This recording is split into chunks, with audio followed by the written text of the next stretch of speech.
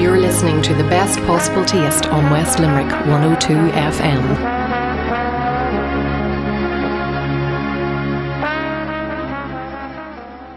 John, tell us when you first realised you had an interest in cooking.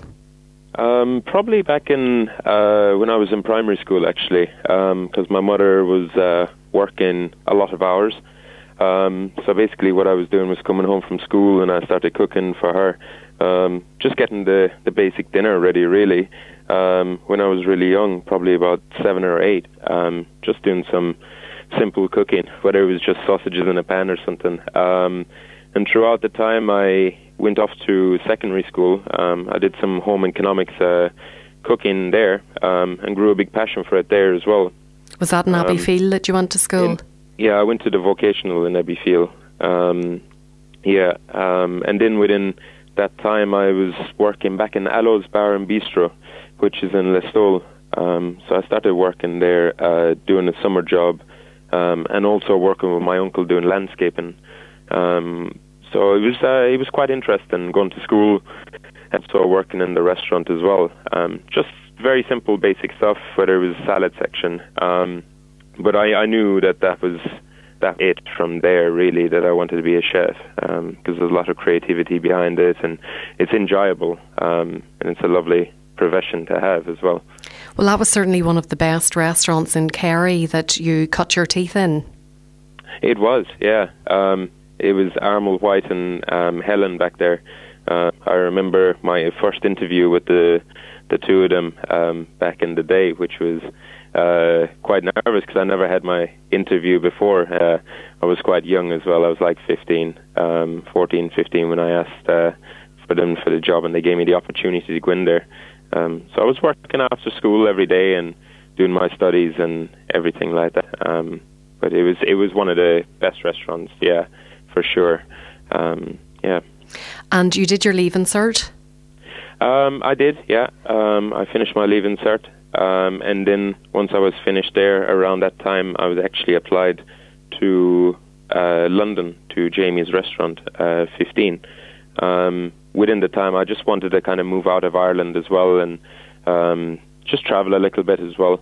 And a good opportunity came up in London with Jamie.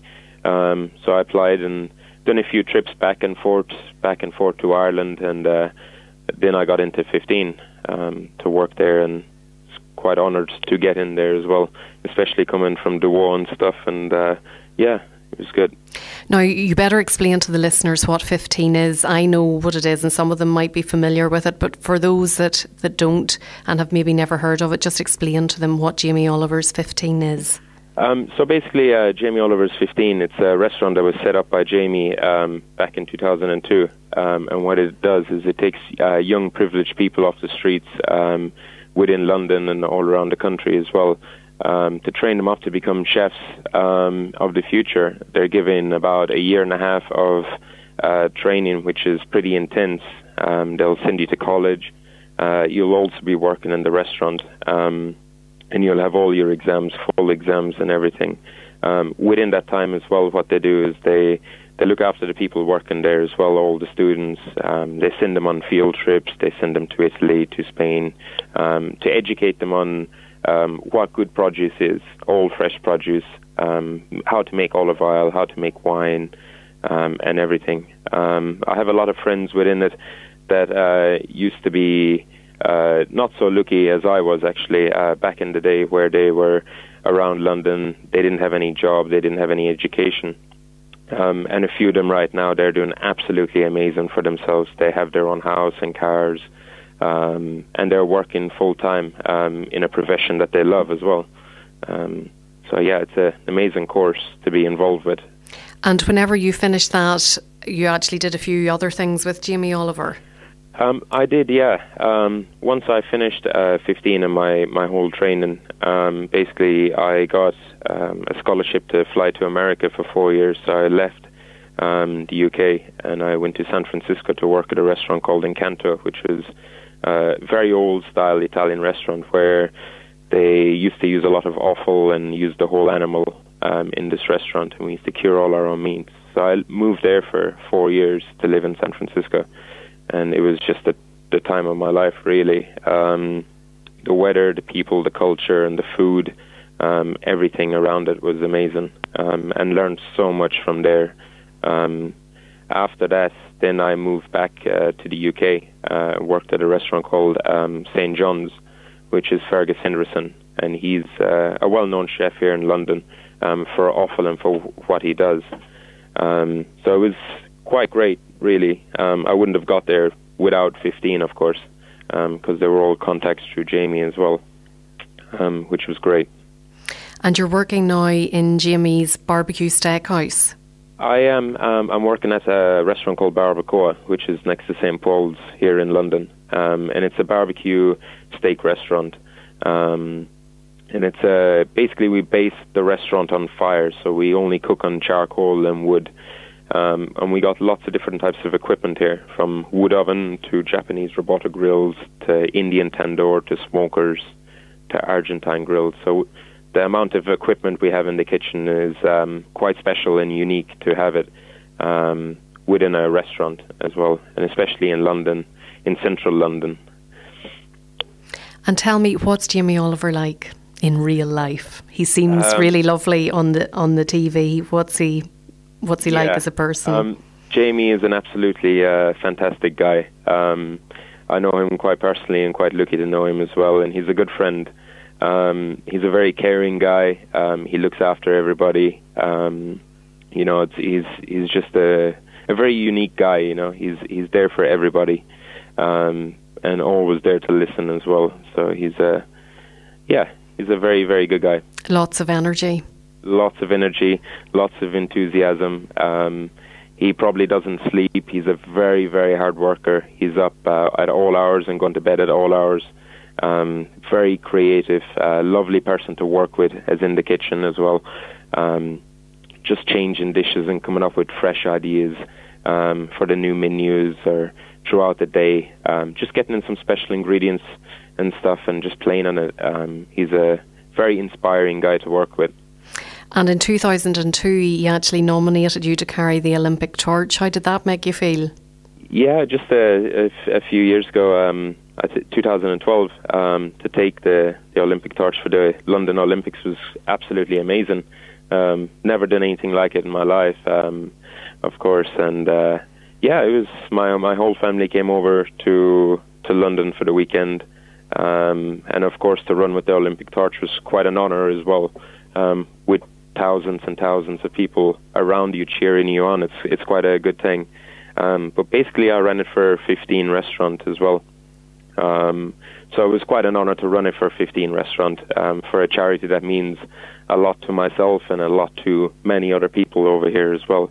But yeah, we ran high with it, and it was a great weekend. And there's going to be lots of people cheering you on, I'd say, on the 9th and 10th of August whenever you come home to Douala. Well, I hope so. I'm really excited to come back to do this as well with Douala. I came back last year to do the gathering in Douala village, and I made a promise that I would come back and cook, because all I did was a ribeye steak and a birkin chicken, which was enough to feed a few people. But I would love to feed everybody in the village. And you've promised to feed everybody in the village at their summer festival and barbecue. Exactly. So I have more food that's going to feed Cork and Limerick and Kerry put together, I think. So I have an awful lot of food coming back, and it's going to be an amazing weekend. I'm so excited for it. There's a guy helping me out as well called Brendan O'Connor, Barbecue Joe's, and he has some amazing barbecue rigs that he uses for his own festivals and stuff as well. So what we're doing is on the weekend we're setting up the barbecue area around the War Village, in around the school area. We got all of that, and we'll have markets out throughout the weekend. We're going to be cooking from Friday afternoon to be getting ready for Saturday. We're going to be cooking on charcoal and wood, so very low and slow, and there's lots of different animals. We got whole chickens and pigs and beef, rumps and briskets, and it's going to be a proper barbecue. And there's a few people coming from London. There's about 50 from London coming over, and 2 or 3 of them are bringing their own barbecue. They're driving their own barbecue over from London to set it up as well, which is the British Barbecue Society, which is a very big thing over here as well. So I'm very, very excited to cook for everyone in Duwa, and of course all the people that are coming as well. And as you said, there's lots of other things on over the course of the weekend. There's a Ready Steady Cook competition. There is. There's a lot of stuff going to be happening over the weekend. On the Saturday, we have our Facebook page, which is the Duwa Summer Festival and Barbecue set up. And also we got the website set up as well. So what we're doing is we're picking a few people off of the Facebook. If they take pictures of themselves cooking at home and they put it on, and the person with the most likes, we're going to put them through to a competition on the Saturday, which they're going to be working with one of my chefs that's coming over from London. So it's going to be a fun day, basically cooking. We're going to give a little goodie bag on the food, and people are going to be creative with their dish and just come up with something very nice and simple. And the winners of that then will be put onto the Sunday for the final, and there's going to be some amazing prizes to be given out as well for that competition. Throughout the weekend, then we got like cooking demonstrations from myself and from Barbecue Joe Brendan O'Connor. We got music lined up all the weekend. We got the food market. We got craft market. And on the Sunday then, of course, is Family Day, where all the kids that are coming are more than welcome to bake their own cake and line it up, and we're going to have amazing prizes for the kids as well. And for the adults, they are going to be cooking as well, a cake if they would like, and there's another prize for the adults and that as well. And you're going to be teaming up with your old boss, Armel White, to judge that, and Mark Doe from Just Cooking. Correct. Mark Doe from Killarney. He runs a school back in Killarney, a cookery school. So he's kindly given a day's cooking school for the kids, and then Armel White as well for a dinner for two back in Alo's Bar and Bistro in Listowel. So there's some really good prizes, plus there's much more prizes coming in as well over the weekend, which are lots of surprises. And throughout the weekend we'll be cooking, myself, and there's a guy called Santos over here that's worked for Jamie for 15 years, and a few more chefs that are coming over. We're going to start cooking on the Friday all the way until Sunday evening. We won't be sleeping, so we're quite excited, and it's going to be overnight cooking as well. It sounds like it's going to be an amazing weekend, and I know we're looking forward to it here in Best Possible Taste.